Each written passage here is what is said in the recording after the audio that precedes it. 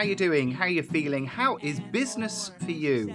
Let's find out in my monthly Q&A. All on Build Your Salon. Hello, my salon friends. Phil Jackson here, your queen of salons, coming in your eyes and ears with a dose of wise old owl wisdom. And it's my monthly Q&A, which is my favourite session of the whole month. Trying to find out and help with what's going on in your salon business. If you've got a question for me, please reach out to phil@buildyoursalon.com. You would not believe how many listeners we have versus the number of questions that I get. I'm scratching around for questions every single month and bullying people into sending a submission in. So please, ready for the February Q&A, send your questions over.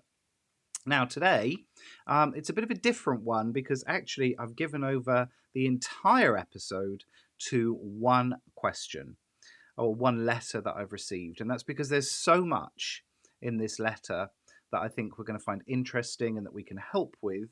But actually, I don't think we need anybody else's questions this month, which is good.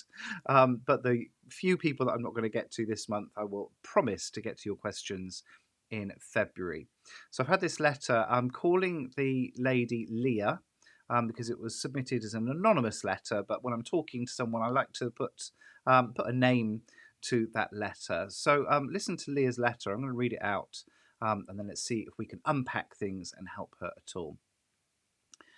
Dear Phil, I've had my salon for almost 8 years and I have a team of 7 beauty specialists. Some are employed and some are self-employed. In a nutshell, we don't make any money. We used to be really successful, but now I feel like we're failing. My self-employed staff are on a 60-40 commission split, and I don't think I make any profit from having them.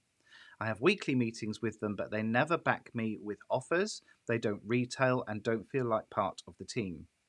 I have 3 employed girls, but they are very young, and even though I think they will make me money one day, they are building their skills and are getting busier, but really slowly. December was the worst one we've had since we opened, so we started the new year overdrawn. My husband is supportive, but I feel like he wants me to get a job. We want to move house and start a family, but I can't. What can you advise? I've signed that off, Leah. Goodness, such a lot in there.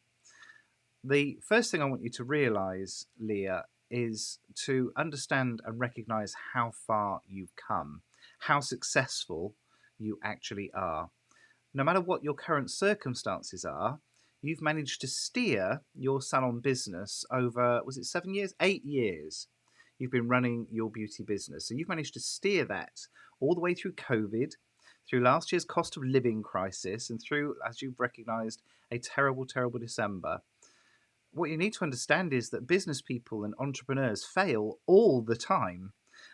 It's just how they move on from that failure and keep the faith and don't lose heart. That's what sets them apart from the norm.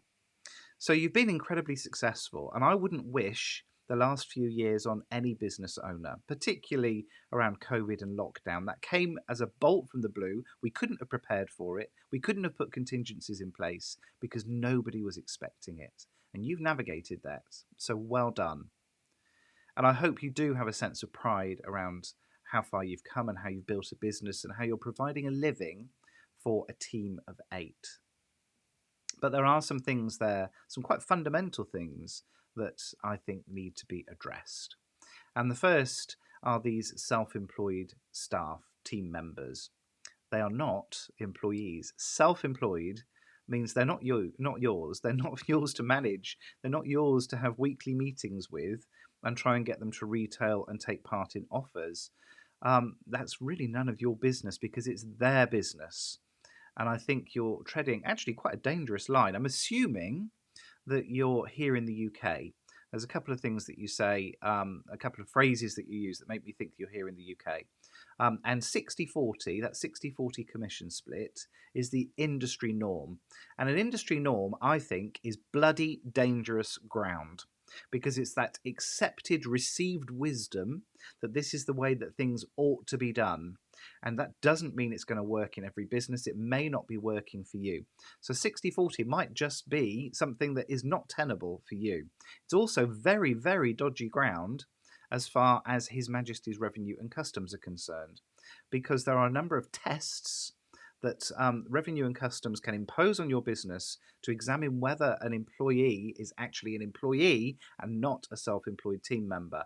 And I think you're on dangerous ground. If you're doing things like performance meetings, if you're trying to get them to take part in offers, if you're treating them as an employee, then HMRC might well turn around and say, well, no, they're employed and you owe us a whole bunch of tax and national insurance contributions.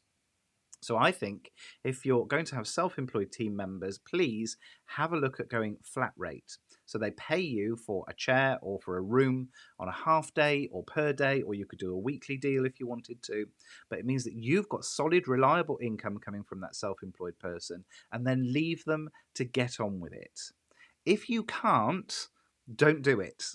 And I will put my hand in the air and confess that I have never successfully managed a salon that has employed and self-employed people in it. I can't do it. I need to be able to steer them. I need to be able to coach them. I need to be able to encourage them to take part in those offers and to sell those retail products. I can't do that if they're self-employed. I need them to be on the payroll. I need them to be working with me on our business. So if you're not making any profits, and you really do need to get to grips with the figures in your business to understand this, but if you're not making any profit on them, just get rid. Just get rid. It will help your employed team start to get a bit busier, a bit quicker, I suspect. And it will take away that frustration that they're not performing in a way that you want. And if they're not making you any money, what have you got to lose? This is the wonderful thing that we have in our business. The only advantage we have, the only advantage as a small business, is our ability to change like that. And big businesses envy us this. I have worked with big software companies, I've worked as a consultant. Trying to get decisions out of big businesses is really, really hard, because it needs to go through layers and layers of meetings, and once you get above a certain budget requirement, it needs to be signed off by the next tier of management, and everything is so far ahead all the time. And big business envies us our ability to make changes in our business, because we can respond quickly to what's going on in the marketplace. And most big businesses would love to be able to do the same thing. And you can make changes rather in your business. You can make alterations to the way that business goes. And guess what? If you make a change and it doesn't work, guess what you get to do next? You get to change again and again and again. As long as we're using your values and your overall life goals as that beacon to steer us, you get to change as much as you want to in your business. So make the change. Be brave. What have you got to lose? At the moment, we're not making any money anyway. You're not going to break the business model because the business model isn't working for you. I appreciate that your husband has been supportive till now. I suspect there's a conversation that needs to be had there. I think you might be guessing that he wants you to start getting a job. He might just be concerned for you. He might just be worried about the anxiety that you're carrying. I don't know how much of this picture you're sharing with him. But also bear in mind, I don't know whether your husband's got his own business or whether he's employed. But us business owners, we are the freaks in this economy. The norm is that you work for someone else, contribute to their overall life goals, and then retire. So setting up your own business is unusual. And sometimes, even though we've got supportive friends, family, partners, sometimes we just need to explain what's going on, and that actually this little blip in our journey is just that, and that we're going to be okay and things will be fine, and you know what you're doing, and all those wonderful things too. So it might be that there's a bit more communication needs to happen in that direction. But most of all, and this is a really interesting one for me because I saw this twice last year with one-to-one clients. I need you to fall back in love with your business. It's understandable that you have conflicted feelings. It's completely understandable that at the moment you may not be loving the business very much. But after your home and your family, I need your salon and your team to be your happy place and your favorite place to be on earth and your favorite people to hang out with. Because if not, it's going to show. I need you to be present when you're there. I need you to appreciate what you've built. and your amazing clients and the people that you're providing with a living, I need you to recognize all that. Maybe even start journaling about it as well. Keep a little work journal. Start reflecting on your progress, reflecting on the amazing things that you're making happen in this world. Because if you don't fall back in love with the business, the first thing that's going to happen, and you won't even realize it's happening, but your clients will make that connection too. They'll pick up on the fact that no one loves this place, and it doesn't take very long for them to start falling out of love with it as well. So you've got to fall back in love with it. And I realize it's a really tricky balance, because I've always said your business is not your baby. Unless you're prepared to take that baby and drown it in a bathtub, I'm afraid your business cannot be your baby. But we do need to love it, and we do need to appreciate what it is that we're trying to do. So, in a nutshell, Leah, and I hope that's been helpful to you, in a nutshell, probably 4 things. First is, I need you to realize that you are a success and that this is a blip and it is a bump in the road on a longer journey. Secondly, let's get to grips with these self-employed team members, because I don't think they're serving you well, and I think there's some clarity that you need around how they can contribute to your business. Thirdly, appreciate that you can change anything you want to in your business, but you probably need some clarity around your goals, and you certainly need to be sharing those goals with your loved ones. And finally, and most importantly, fall back in love with your business. I need you to be passionate about your upcoming success.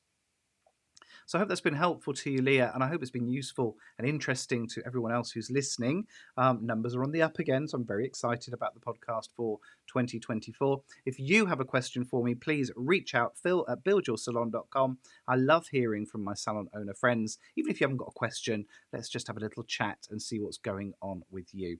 Just 7 short days until I'm coming in your eyes and ears again. Next week will be another special guest episode, so lots to look forward to on that. And until then, take care.